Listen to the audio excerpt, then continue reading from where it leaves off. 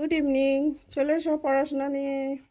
আমি চলে এলাম তোমাদের পড়াশোনা নিয়ে প্রত্যেক দিনের মতো আজকেও।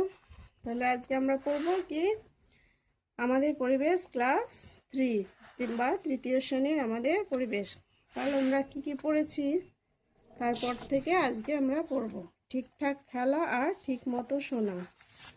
আমরা কি পড়েছি এটা।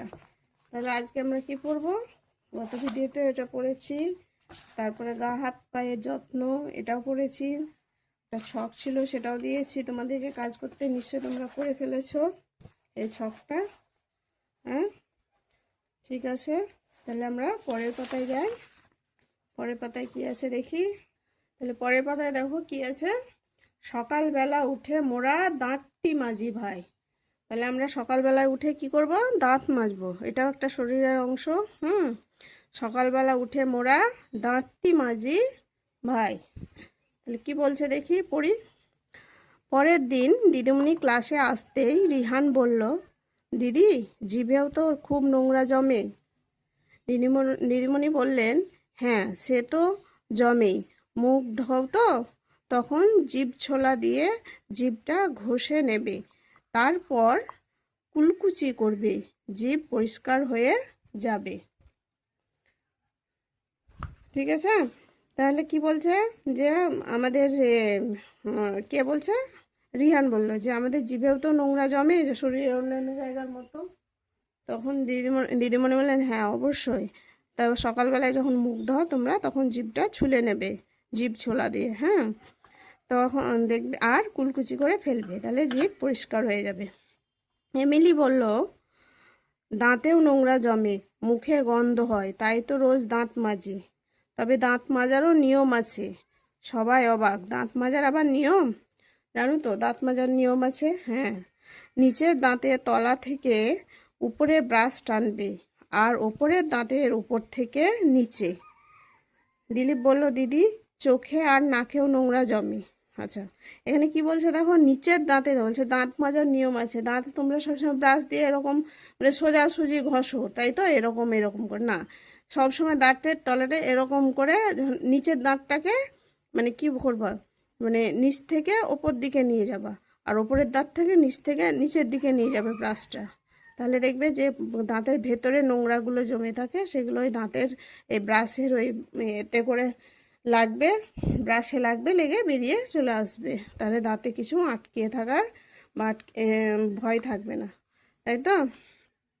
হ্যাঁ, তাই ওইভাবেই এটাই হচ্ছে নিয়ম। দিলীপ বলল, দেখো দিদি চোখে আর নাকেও নোংরা জমে, নাক চোখও পরিষ্কার করতে হবে হয়, নাক চোখও পরিষ্কার করতে হয়। হ্যাঁ, বলছে চোখে আর নাকেও নোংরা জমে। আমাদের শরীরে বিভিন্ন জায়গায় কালকে পড়েছিলাম কোথায় ভাঁজ করা জায়গায়, তারপর যেগুলো আমাদের চোখ পৌঁছায় না, পিছন দিকে পিঠে বিভিন্ন জায়গায় নোংরা জমে, সঙ্গে যে দাঁত জিভ, হ্যাঁ তারপরে চোখে এসব জায়গাগুলো না নোংরা নোংরা জমে, নাক চোখও পরিষ্কার করতে হয়। পিকু বলল, নোংরাগুলো শক্ত হয়ে জমে গেলে একটু জলে ভেজালেই নরম হয়ে যায়, পরিষ্কার করা সহজ হয়, তাই না দিদি? এই তো বেশ জানো। সবাই রোজ সকালে দাঁত জিভ নাক চোখ মুখ সব পরিষ্কার করবে। তাহলে দেখো দিদিমণি বলছে যে তোমরা নাক ও চোখও পরিষ্কার করতে হয়। হ্যাঁ, তখন পিকু কি বলছে যে নোংরাগুলো শক্ত হয়ে জমে গেলে একটু জল দিয়ে ভেজালে সেটা নরম হয়। দেখবে যে কোনো নোংরা যখন গায়ে পড়ে থাকবে প্রথমে উঠালে কিন্তু উঠবে না, তার জন্য কী করতে হয়, প্রথমে একটু জল দিয়ে ভেজাতে হয়, জল দিয়ে ভিজলে সেটা একটু নরম হয়, দিয়ে তখন এবার দেখবে ডরডাবে, দেখবে ঘষলে উঠে যাবে। ঠিক আছে। তাহলে এইভাবে প্রত্যেক দিন আমাদেরকে কী করতে হবে, সকালবেলায় উঠে দাঁত ভালো করে মাজতে হবে, জিভ ঝুলতে হবে, নাক চোখ মুখ সব জায়গায় ভালো করে পরিষ্কার করতে হবে, তবে আমাদের শরীর পরিষ্কার পরিচ্ছন্ন থাকবে, হেলদি থাকবে আমাদের শরীর। হ্যাঁ, তাহলে পরিষ্কার পরিচ্ছন্নতা না রাখলে আমাদের শরীরে বিভিন্ন অসুখ, হ্যাঁ তারপরে ঘা পচড়া সব হবে, চুলকুনি। তা আমাদেরকে সবসময় পরিষ্কার পরিচ্ছন্ন থাকতে হবে। আর দাঁত দুবেলা করে মাজা, সবচেয়ে বেশি ভালো হচ্ছে 2 বেলা মাজা। একবার রাত্রে খাওয়ার পরে শুতে যাওয়ার আগে আর একবার সকালবেলায় উঠে ওয়াশরুম থেকে এসে দাঁত টাত মেজে মুখ ধুয়ে একদম ফ্রেশ হয়ে স্নান টান যদি করতে পারো তো আরও বেশি ভালো করে নিয়ে তারপরে রেডি হয়ে আমাদের যে যেখানে যাওয়ার যেতে হবে। ঠিক আছে, তাহলে তোমরা এটা ভালো করে পড়ো। আমি বেশি বড় করছি না ভিডিওটা। আর একটা টপিক আছে, আজ পড়াবো না, ওটা কাল ভালো করে পড়াবো। তোমরা এটাই ভালো করে পড়ো। তাহলে আজ আমাদের এই অবধি পড়া হলো।